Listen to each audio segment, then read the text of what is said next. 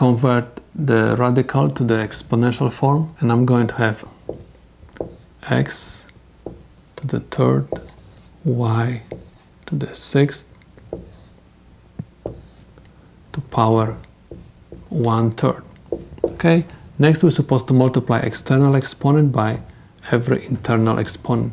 So I'm going to have x 3 times 1/3, and I have y 6 times 1/3 equals 3 times 1/3. 3 and 3 will cancel out, and I'm going to have just x times y 6 can be reduced by 3, which is going to give me 2.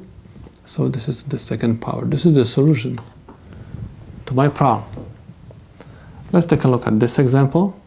I can add parentheses over here, and there is my invisible one, and I'm going to have 4 plus x and power 1/9.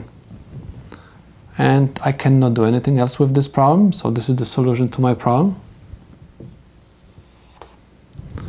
Next one, I have a 7/7. 7 divided by 7 is 1, so I have a to the first power, which is equal a.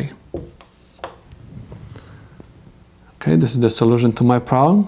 Let's take a look at this example.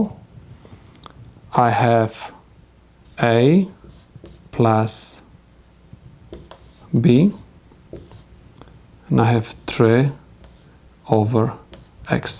X is in the denominator, okay? This is my variable.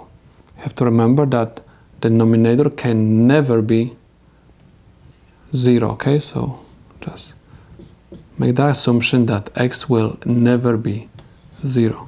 And this is the solution to my problem.